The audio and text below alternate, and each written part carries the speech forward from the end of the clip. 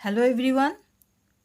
बच्चों, आज हम लोग हिंदी की एक कहानी पढ़ेंगे जिस कहानी का नाम है एक था राम। तो देखो, ये मंथन, इसके पहले क्या लिखा है, ये सारांश क्या है। संगति का प्रभाव मानव जीवन पर अवश्य पड़ता है। संगति मतलब जो कंपेनियन होता है, जो साथ में, जिसके साथ हम लोग रहते हैं, उसे संगति कहते हैं। तो प्रसिद्ध कहावत है, खरबूजे को देखकर खरबूजा रंग बदलती है। इसका मतलब आप जिसके साथ रहोगे, हाँ, उसकी उसी के जैसे ही आप भी दिखोगे। कीड़ा भी फूलों के साथ, फूलों की माला के साथ देवताओं पर चढ़ता है। जैसे फूल जो है वो बहुत पवित्र चीज़ हम लोग मानते हैं, तो वो जो है उसके साथ कीड़ा रहती है। तो जब हम लोग पूजा करते हैं तो क्या होता है, वो फूल डालते हैं देवी के चरणों में, तो वो फूल के साथ क्या होता है, कीड़ा भी भगवान के चरणों में अर्पित होता है। तो इसका मतलब अगर अच्छी चीज़ के साथ आप रहोगे, आपकी संगति अगर अच्छी होगी, तो क्या होगा, उसका फल अच्छा ही होगा। पारस पारस एक पत्थर होता है जिसे छूते ही लोहा भी स्वर्ण बन जाता है। ऐसा माना जाता है कि पारस पत्थर को अगर लोहा से छुआया जाए, लोहा पारस पत्थर से जो जिसको भी छुआया जाए वो सोना बन जाता है।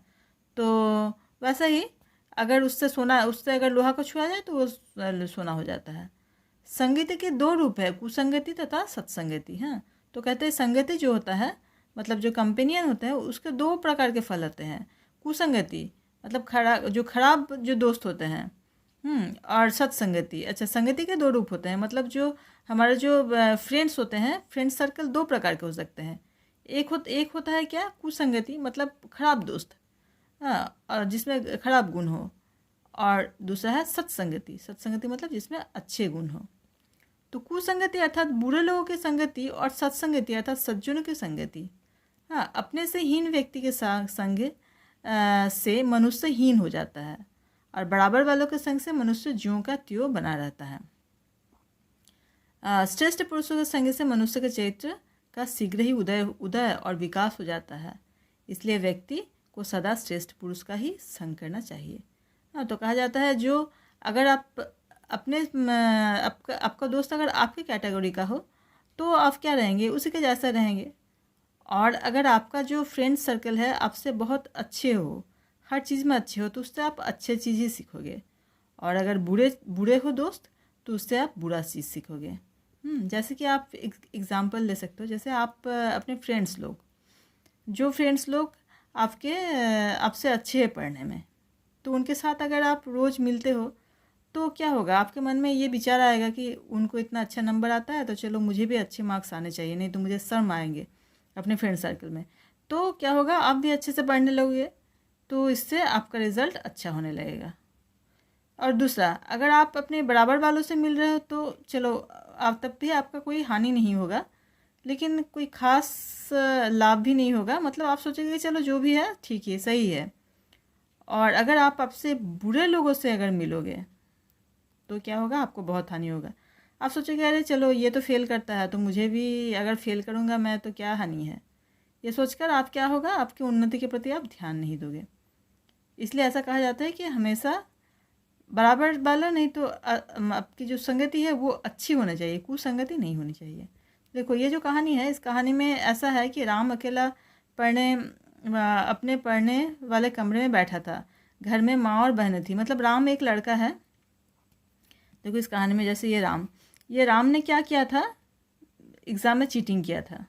तो चीटिंग करने से ऐसा होता है कि अगर ये स्कूल का एग्ज़ाम हो चाहे किसी का भी एग्ज़ाम हो, बोर्ड एग्ज़ाम हो स्पेशली, उसमें अगर कोई चीटिंग करता है तो क्या होता है ना, उसका जो पेपर है वो ले लिया जाता है, और साथ में उसे एक लेटर लिखवाया जाता है, जिस लेटर के कारण क्या होता है, उसे एक्सपेल्ड कर दिया जाता है, और 1 साल भी उसका बर्बाद हो जाता है। 1 साल तक उसे एग्ज़ाम देने नहीं मिलता है। तो इससे उसके लाइफ में एक मतलब बहुत ही ख़राब असर पड़ता है। तो ये जो राम है, इसने ऐसा ही एक बार चीटिंग किया था एग्ज़ाम देते समय, मैथ्स सब्जेक्ट में। और साथ में जब मैथ्स टीचर ने उसे पकड़ लिया तो मैथ्स टीचर को उसने धमकी भी दी थी कि आपने मेरी पेपर छीन लिया, अब मैं आपका बहुत ही इसका मैं आपसे बदला लूँगा। तो ये बात जो है, इसके पिताजी है, इस पिताजी को उनको पता चल जाता है। कैसे पता चलता है, क्योंकि ये जो इसका जो मैथ्स सर था राम का, वो इनके पिताजी का फ्रेंड था। तो वो मैथ सर बहुत ही अच्छे थे। वो सोचे कि ये लड़का का वो 1 साल बर्बाद हो जाएगा, तो चलो मैं इसको चुपके से उसने वो चीट ले लिया और उसे फेंक दिया। और इस लड़का को उसने कुछ बोला भी नहीं। जब उसने उससे धमकी भी दिया तो इससे कुछ बोला भी नहीं, उसे छोड़ दिया। तो ये बात सिर्फ उसने क्या किया, आकर इसके अपने फ्रेंड को बता दिया, मतलब इसके पिताजी को बता दिया, वो मैथ सर। तो पिताजी ने आकर जब इसे डांटा और उसे समझाया कि उसके जीवन में वो मैथ सर जो है, अगर वो बात अगर सबको बता देते तो उसके लाइफ में कितना हानि होता, ये जब आकर बताया, उसको डांटे, तो इसको समझ में आया कि उसने बहुत बड़ा गलती किया। और वो सारा दिन उसके बाद क्या किया, देखो ये सोच रहा है, वो सोचते रहा कि ये जो काम किया है उसने बहुत गलती किया है, तो मुझे उसे वो गलती नहीं करना चाहिए था। ऐसा सोचकर वो पश्चाताप करने लगा और रोने लगा। फिर अपने पिताजी से भी जाकर माफ़ी मांगा। तो पिताजी ने कहा ठीक है, चलो मैं तो माफ़ कर देता हूँ, लेकिन तुम अपने सर से भी कल जाकर मैं माफ़ी मांग लेना। तो क्या हुआ, उसने ये बात सुनकर उसे थोड़ा सा दिलासा मिला, अच्छा लगा। और वो क्या किया, मन ही मन ठान लिया कि चलो अब जाकर मैं अपने मैथ सर से भी कल माफ़ी मांग लूँगा। और फिर ये सोचकर उसे थोड़ी सी शांति लगने लगा और फिर जाकर खाना वाना खाया। तो इसका मतलब क्या है, और साथ में उसने ये भी ठान लिया कि उसके जो 3 दोस्त थे, जो ख़राब दोस्तों के साथ मिलने के कारण उसका ये फल हो रहा था, उसने ये भी सोच लिया साथ में कि वो सारे दोस्तों को भी वो अपना छोड़ देगा, उसके साथ अब नहीं बात करेगा।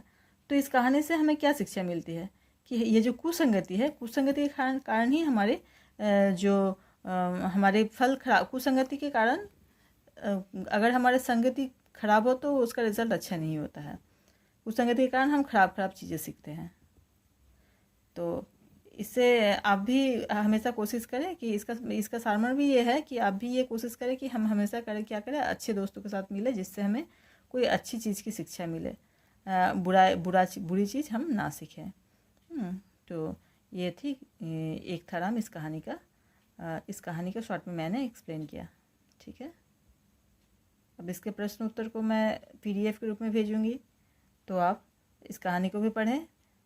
इसके जो शब्दार्थ है इसे आप अवश्य ही पढ़ें। देखो ये शब्दार्थ है, शब्दार्थ को अच्छे से पढ़ें। फिर प्रश्न उत्तर मैं आप खुद से कोशिश भी कर सकते हो और मैं भी इसे भेजूँगी। ठीक है, अच्छा, इसके राइटर कौन है, डॉक्टर श्री प्रसाद। राइटर का नाम भी हर कहानी में आपको याद रखना है, क्योंकि ये तो लिखने आता ही है। ठीक है बच्चों, ओके, थैंक यू।